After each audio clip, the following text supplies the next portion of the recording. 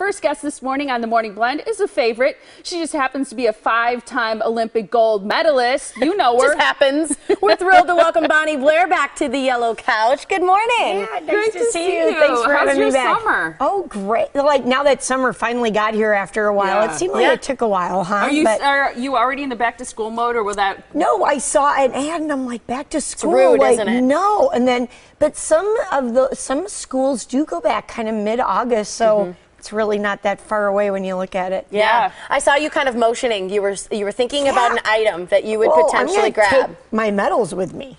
Oh, yeah. Is that really what you would grab? Yeah. Yeah. Well, I mean, and I guess I'd have to debate maybe photo albums, but now with the whole digital stuff, you could probably get them somewhere, but I'd have to grab my medals. Yeah. I couldn't just That'd grab one. I gotta grab all of them. Right, yes. Is there any one, though, that stands out to you? Like the first one, for example, that's more important than I mean, I wouldn't say more important, but just had a huge impact behind it.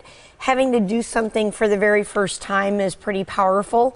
And then, like, the last one was kind of sad. So, you know, they kind of all had their own little special meanings, which is kind of nice. Knew it'd be your I knew I wouldn't go. Yeah. I knew I wasn't going to have the opportunity, you know, to stand on that podium, hear the national anthem, that kind of stuff again. So. How do you display them at home? What do you do with them? I have an Olympic coffee table that sits in front of my.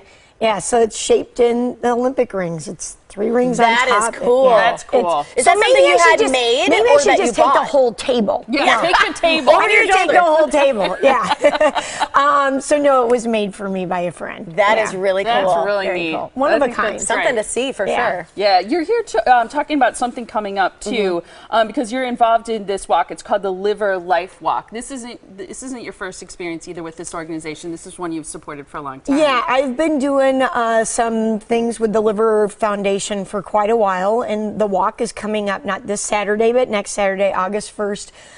My sister Angela has a form of liver disease, hepatitis C, which is now in remission, which is great. But back when she was battling it in like 2001, 2002, and taking the meds for it, it wasn't a high success rate.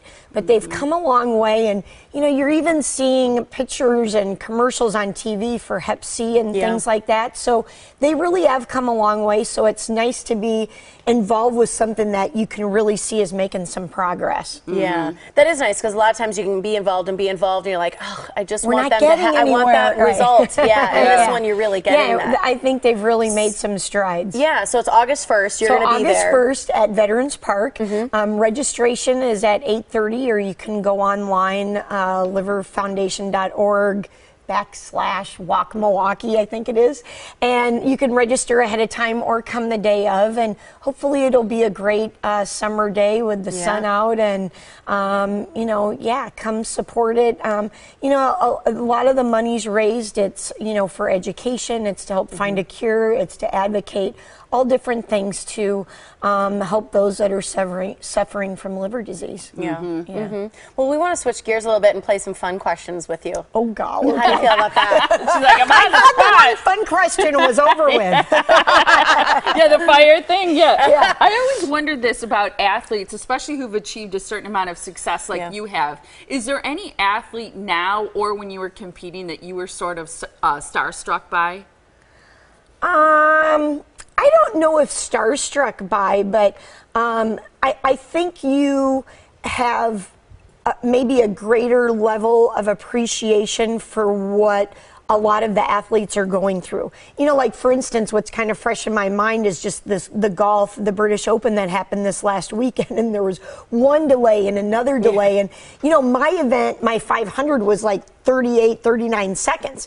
These guys are playing golf for over 3.5 hours, but then there's a delay and another delay. And, you know, like to try to be up for that for so long and be ready for, you know, it's those kind of things that I might see in a different light than maybe the average person watching them on TV. You know, different things will come to my mind about stuff like that. Yeah. Another one on our list is, what's your go-to item to wear? I always think people who aren't athletes constantly want to wear yoga pants and tank tops on the weekends or whatever. And I wonder if that's what you're constantly in all day long. If you want to be the other. I'm like in a dress and I I'm know. like, this is really uncomfortable. I'm just not as comfortable. But no, my still go-to is sweats and sweatshirt. Yeah, if somebody t-shirt, sees you walking around the mall, you're wearing probably like sweats or t-shirt or jeans. I'm very relaxed, laid back, very easygoing. It's like thank God for black yoga pants these days, nothing right? too fancy, right? What's the furthest distance you've ever run? Are you a runner? I do, and I like to run. That's kind of like my my sport of choice, not sport, exercise of choice. I guess I should say that, riding the bike. And, if I go 50 minutes, that's a long way. So somewhere between 40, 50, kind of depends on where I am and where I'm going or whatever. Do you run like a 5-minute mile? Oh, God, no. I'm too heavy from the waist down. I'm not, I wasn't built to be a runner. I was built to be a speed skater. What is it? Do you have any superstitions?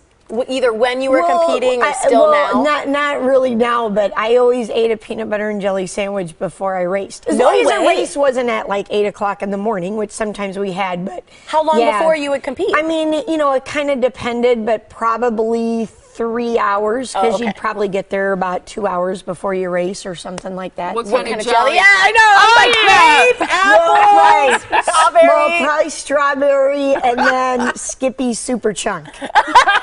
And back in the day, they didn't have good peanut butter in Europe, right. so I traveled with my own jar, and I was very guarded. Like, you didn't get to use it. Do you use sprouted bread, or what's your favorite kind of bread? Is it just your white, squishy bread? I'm like white, White bread. Right. I'm like, probably not the most healthy, but that's what I like. That's You great. were burning so many calories. It didn't matter, like nothing right? matters. Yeah. It was just gonna go right out. Yeah. Do you have any nervous habits? I probably then talk too much, maybe. Yeah, when if you get I nervous, get you talk nervous, too much? or I wasn't one. And of course now things are a little bit different, but I wasn't one to like put the earbuds in and zone out just to music. I felt like I needed to hear things around me and what was going on to help make it more relaxed. And I remember in the Albertville Olympics, my races were delayed. So I went out into the stands and I met up with my family that I hadn't seen since they arrived to France. So that put me at ease. But then when I saw how nervous they were, I'm like, all right, I'm out of here. I gotta go. Should we ask her our Robin Young question? Yes, we should. Okay. What's the first thing you notice about a man? Probably their butt or legs. Says the speed skater. If they're not bigger than mine, I know I'm in trouble. Isn't that the truth? You don't want a guy smaller than you. So why is that the Robin Young? Because he said butt. Oh, we asked him about a woman, and he said, now I got a that was not the first conversation thing. from him next time I see him. But Right? what was so funny is he paused for the longest time. He's like, and he got all like red in the face. He's like, they're butt. Great to have you here. We're going to share information about this wonderful event you have coming up. You're a good sport today. Yeah, you are. Right. I love that. August 1st, so not this Saturday, but Next the following Saturday. Yep, 8:30 at Veterans Park. Okay, awesome. And 8:30 is registration for Yep. it? Okay, Yep. 8:30 is when you're going to register. Again, it's August 1st, and is the Liver Life Walk, again, happening at Veterans Park. For more information, you can call this phone number on your screen. It's 414-763-3435, or you can go to liverfoundation.org/walk Milwaukee. Always a blast. Thanks, to see you. Bonnie. Yeah, Thank you lots so of fun. much. All Love right, it. thanks. Thank you. Next time, bring a picture of your coffee table. Okay, Yeah, I'll do that. I'd love to see that. All right, Yeah. I will.